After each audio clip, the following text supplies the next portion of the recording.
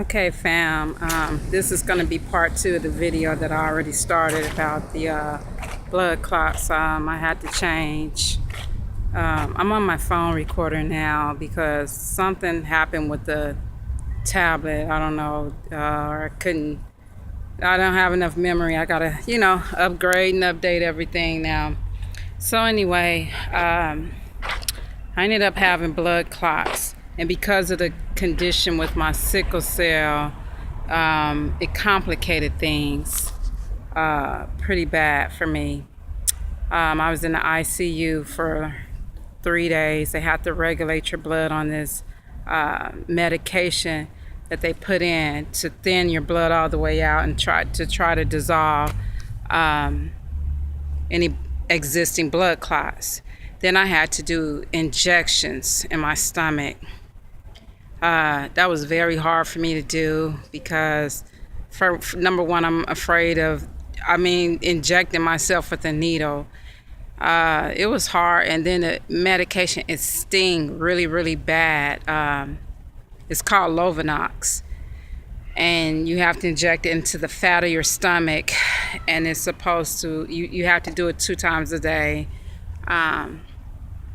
To help thin out your blood along with the Coumadin to get you regulated, get you started for the 6 months, and to keep you within the therapy levels that they want you on, the 2 and between 2 and 3. But the problem with this is, for people like me, is you're not allowed, you can't, when you have sickle cell, you shouldn't be stressing. You should be eating more rounded and things like that. When I was in a nursing program, it had got pretty hard. Well, even before I got in the nursing program, because I left Sacramento and I went to Oakland to get, chasing my dream, just to get in this program. And it wasn't easy. For one thing, I was in a house that got foreclosed on. This is the second house I was in that got foreclosed on. So that affected me. That would affect anybody if that happened to you more than once, twice. It happened to me almost twice a year. In fact, it happened to a lot of people out here in California. They were buying these houses so high and unable to afford to keep them and renting them out like this to people. And people were renting them and just getting kicked out, families. It was just really a big mess. It was just a huge mess. So I had made up my mind that I was going to leave California. I was going to, go somewhere. I was kind of really, aggravated because all the time I spent in school working and all that and trying to get somewhere in life, and I felt like I wasn't going anywhere. So I ended up going to Oakland. And long story short, I stayed with a whole bunch of different people, trying to pay rent here and there, but people want to take your money and treat you like crap, okay? So I wasn't taking that. And the only thing that really saved me was being in a nursing program, because it took my mind off of a lot of that. And because I was so focused, and I had a goal that I was trying to achieve and get to. So I was able to kind of like, I just pretty much lost a lot of friends going and getting in school in a nursing program. A lot of people claim to be there by you and on your side and all that, but they're really not. You find out the truth a lot when it comes to, your status. When you get money and when you lose money, these people were my friends when I had a lot of money. They lived with me on and off for many, many years, and never contributed to the fact. But I just decided that I wanted, better for myself. And I just didn't participate in a lot of things that they were doing that I probably used to do, that I just changed. And it was hard for people to probably accept that change from me, because I said no a lot. Say the word no. No is your best friend. It's the best word God ever invented. Yeah, but the medication, it was definitely turning point, pivot point in my life where a serious illness really did affect me. Besides me having sickle cell and then having a splenectomy in my when I was 22, when I was in my early 20s. But I had been healthy ever since that, because I had made up in my mind, I had made a decision with my heart that I would not get sick, and I really believed that. So I became, really like proactive health and exercising and eating correctly and right. I had to stop eat. I couldn't even really eat pork because it just made me sick. And I didn't have any more problems with the sickle cell. And I believed in my heart and my mind and my soul that I healed myself. And pretty much the doctors were amazed when I ended up in the hospital with the blood clots to find out that I did have sickle cell. And they said, wow, you look great. You look good, because most people come in here, they don't make it to your age with sickle cell like that. And how did you overcome it? And what did you do? And I was telling them, what happened and how it changed my outlook about it and the diet and stuff. But, and I probably could have kept that up if I hadn't been so stressed with homelessness and going to the nursing program. People don't understand school. The nursing program is such a high level of academics required, homework and clinicals that and people were actually people were mad at me because they told me I studied too much. This is unbelievable, but it's true. People were actually upset with me because I studied too much. That's what they told me. So that is unbelievable, but that's the truth. But anyway, I ended up passing. Thank God. I passed everything except for pediatric and maternity, which I did have to retake, and I did pass it. And I did take the board exam. And, I thought I was just going to breeze right on through and take the test and go right on to working. But that didn't happen either. I failed. I failed my nursing exam test. I couldn't believe it. That was another wake up for me. So after that, I decided I needed to study real hard and pass it, which is exactly what happened. But it still took a long time because of the regulations here. You got to wait 60 days. Then you got to apply for the state. It's $150 for that. And then you got to wait till they send you your authorization, another 30 to 40, 60 days for that. Then you have to pay for your test, $250. And it's just like a big money racket out here, and waiting on this and waiting on the state and waiting on people to try to help you get to where you're trying to go. And man, we know how that works. But medications, I noticed the Coumadin, when I was on the Coumadin, my hair kept shedding a lot. And I kept saying, boy, my hair surely is coming out a lot. And I never thought that it was the medicine. And it was just shedding, like it was always on the floor, always. And I said, man, my hair ain't never done this before. And I remember asking the doctor, I said, this Coumadin is making my hair come out? And they said that could be one of the side effects. So you have to pay attention to this medicine and what it does. Not only did it make my hair come out, I think I started getting a lot of premature gray from that Coumadin and that, and then also I've learned that even aspirin, naproxen,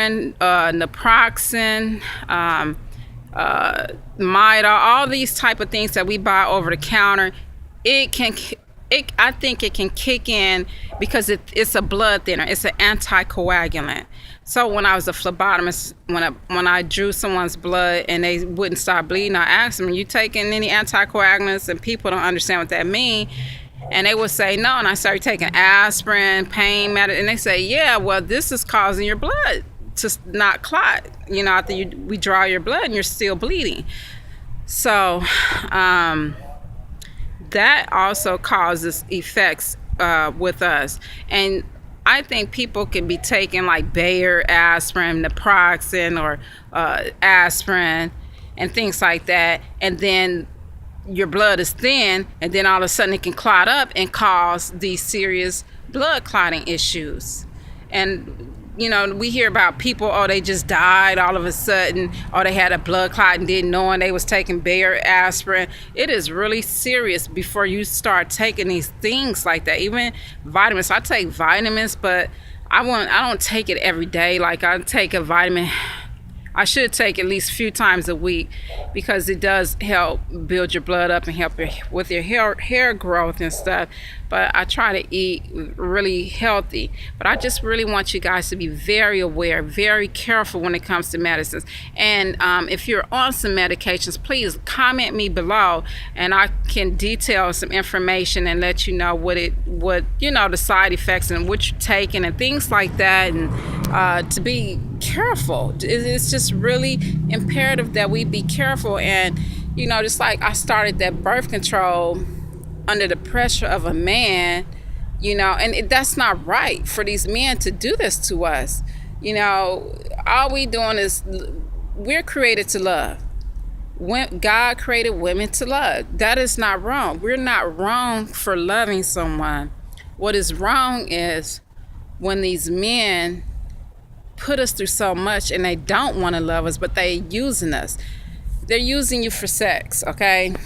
And they're not going to tell you. They're not going to say it. But that's basically what it comes down to. You good enough for this, you good enough for that, and for sex, but you're not really good enough to marry or, relation. And I'm the type of person, I'm from the South. I'm from the country. And I never experienced nothing like this till I came to California. And I didn't know it was the game, and this is how they do their game. And, and it's really sad because we don't really know. And people say, oh, you stupid, you should have seen it, you should have known. How can you be stupid if you don't play that, if you don't play that game, if you don't practice evil? To me, you're practicing evil. If your intentions was never right from the beginning. And I'm gonna have to do a video about that, because that's basically what it's boiling down to. People want to practice evil and then blame women for the condition that the race is in, but it's really not our fault.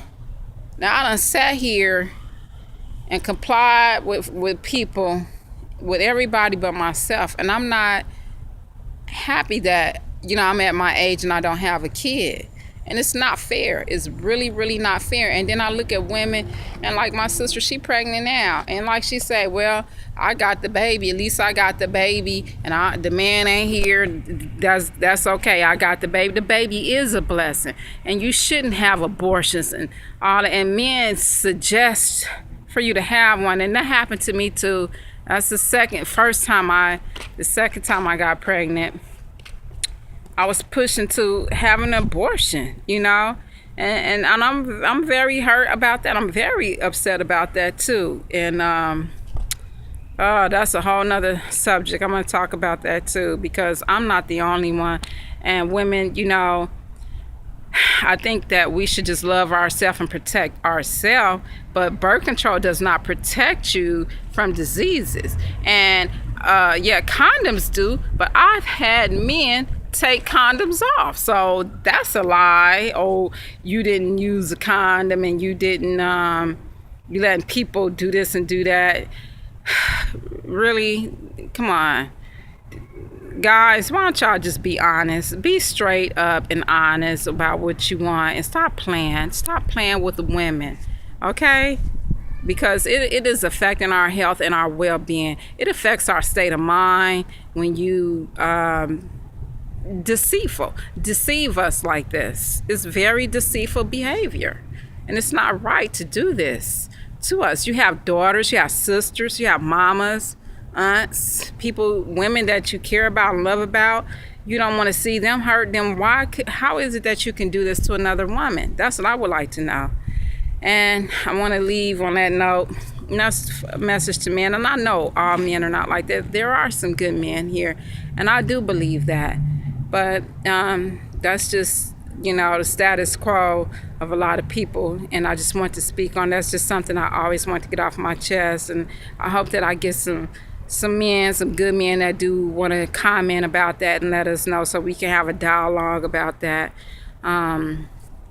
Back to healthiness is really, it's really imperative that we look up these pills and see what they're causing, what they're doing to us, so that we don't get hurt with all these medications. And they cause birth defects. A lot of women are pregnant, don't even know it, and they're taking medications, aspirins and stuff like that can cause serious harm to the child and to the baby and to yourself. It's we go through a lot just being a human, just being born on this earth. We're just human. Okay, at the end of the day, we're just human, and I want to uplift my brothers. I want to uplift my sisters, and maybe I don't want to sound harsh in what I'm saying, but I want to bring it to your attention.